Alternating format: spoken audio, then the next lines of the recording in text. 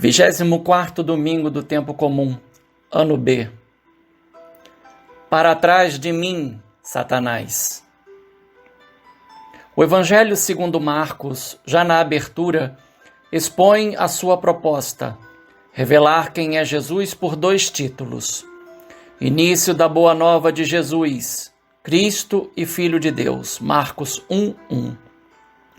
Pode-se dizer, portanto, que o Evangelho possui dois momentos, marcados por duas etapas que culminam em uma confissão de fé.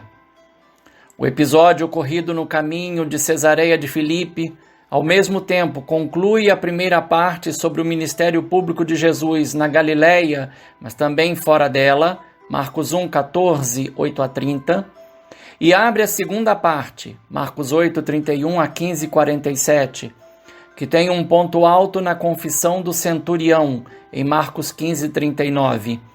Este homem, em verdade, era filho de Deus. Dentro dessa lógica, Marcos 1:2-13 serve de prólogo, e Marcos 16, 1-20 serve de epílogo. O elemento que liga as duas confissões encontra-se no primeiro anúncio que Jesus fez da sua paixão, e que remete à concepção messiânica do servo sofredor, rejeitada pela ideologia do Messias glorioso e poderoso, encerrada na confissão de Pedro, e que remete à paixão e morte de cruz de Jesus. Por um lado, está a não aceitação de Pedro desse anúncio. Por outro lado, está o reconhecimento do centurião exatamente pela concretização desse anúncio.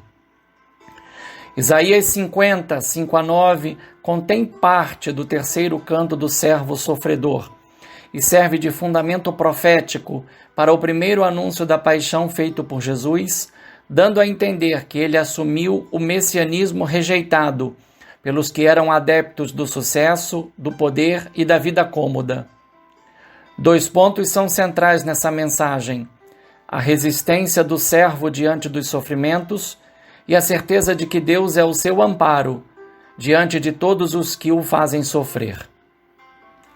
Sobre essa certeza, o orante do Salmo, Jesus por excelência, não apenas apresenta o seu ato de fé, mas declara o sentido da sua libertação.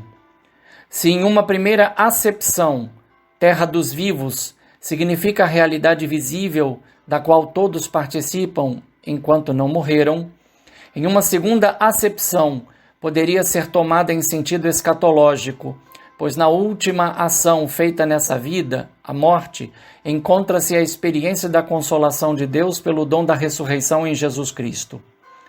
Apocalipse 21:4 afirma que Deus enxugará toda lágrima, pois a morte não mais existirá. Focados sobre Marcos 8, 27 e 35, nota-se claramente que existem 4 momentos. No primeiro, há um diálogo com base em 2 perguntas e 2 respostas. Uma genérica, quem dizem os homens que eu sou? E uma particular, e vós, quem dizeis que eu sou? As respostas seguem a mesma dinâmica. Uma genérica, alguns dizem que tu és João Batista, outros que és Elias, outros ainda que és um dos profetas. E uma particular, tu és o Messias. João Batista e Elias, citados nominalmente, permitem deduzir que o povo em geral identificou em Jesus a ousadia do primeiro em relação à proclamação da verdade, e em relação ao segundo, a ação taumatúrgica pelos exorcismos e curas. Afirmar que Jesus era um profeta não denota uma compreensão negativa, mas, por certo, relativa e incompleta. Se tivesse sido dito o profeta, a resposta, além de completa, concretizaria Deuteronômio 18:18. Essa resposta genérica permitiu a Jesus deduzir o seu final, pois tanto João Batista, exemplo próximo, como Elias, exemplo mais remoto, sofreram perseguição por causa da verdade anunciada e defendida. Há, além disso, um dado singular. Comparado a João, Jesus sabia que enfrentaria a morte. Comparado a Elias, sabia que a morte não o tocaria de forma total, pois, segundo a tradição, Elias não morreu, mas foi arrebatado ao céu. Por essa razão teve início a crença no retorno de Elias, confirmada pelo profeta Malaquias. Eis que vos enviarei Elias, o profeta, antes que chegue o dia do Senhor grande e terrível. Ele fará o coração dos pais se voltar para os filhos, e o coração dos filhos se voltar para os pais, a fim de que eu não fira a terra com o anátema. Malaquias 3, 23, 24. No segundo momento, logo após a proibição que Jesus impôs aos discípulos, está o primeiro anúncio da paixão, que coloca diante deles o fim trágico dos profetas autênticos. Essa fala de Jesus está em total consonância com o messianismo do servo sofredor, presente não só nos textos do Deutero Isaías, mas inclusive em vários salmos. Digno de nota, Jesus não fez um simples anúncio, mas está dito que começou a ensiná-los. Antecipar os acontecimentos foi um ato profético de Jesus que confirmava tanto a resposta do povo como a resposta de Pedro. A sequência das lideranças citadas não deixa dúvida que a sua sentença de morte estaria nas mãos delas e não do povo, ainda que parte deste tenha sido manobrado diante de Pilatos. No terceiro momento, nota-se que, enquanto a reação de Jesus foi aberta, dizia isso abertamente, a de Pedro foi velada, tomou Jesus à parte. A atitude de Pedro é uma inversão dos papéis. Pedro quis tomar a frente, sem que Marcos atestasse o conteúdo da repreensão, como em Mateus 16, 22. Deus não o permita, Senhor, isso jamais te acontecerá. Depreende-se com facilidade a postura de Jesus em relação ao grupo. Voltou-se, olhou para os discípulos, para que todos compreendessem o sentido da repreensão de Pedro. Para trás de mim, Satanás.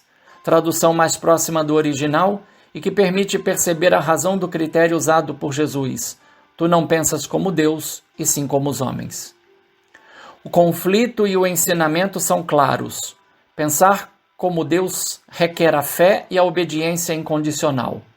Isaías 54-11 e o Salmo 114, assumidos como prerrogativas, endossam o sentido.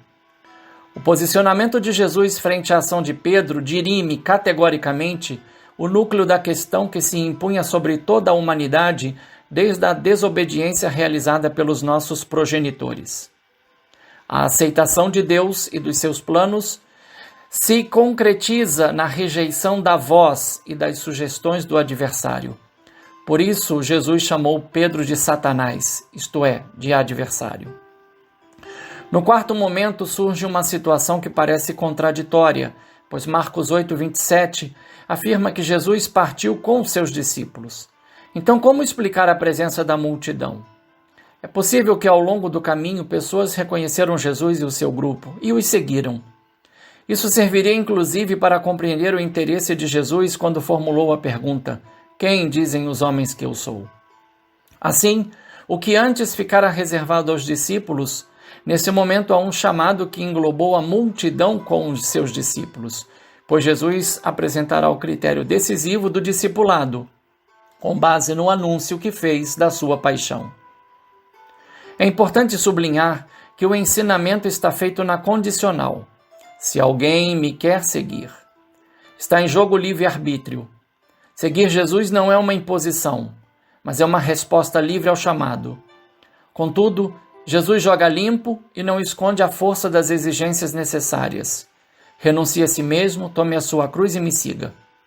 Significa submeter a própria vontade a Jesus e reconhecer que não basta aceitar a cruz, é preciso assumi-la, a fim de que o seguimento seja condizente com o seu sentido, atrás de Jesus, que a todos precede no caminho como bom pastor e como exemplo de entrega total a Deus e à sua vontade a favor da salvação da humanidade. Na tríade verbal, renunciar, tomar e seguir, atesta-se a via da obediência.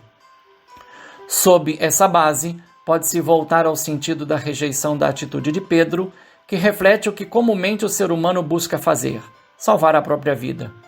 Em si, não há nada de errado em função da preservação do dom da vida recebido de Deus, mas o ponto fica bem claro: ninguém pode salvar a própria vida. Assim, perder a própria vida assume o valor de entregá-la livremente a Jesus, para experimentar que é possível ser agente ao lado dele da própria salvação, na justificação que por ele recebemos, por causa de mim e do Evangelho. É dessa forma que se concretiza o ensinamento sobre a fé e as obras em Tiago 2, 14 a 18. Um bom e santo domingo no Senhor. Um fraterno abraço. Padre Leonardo Agostini.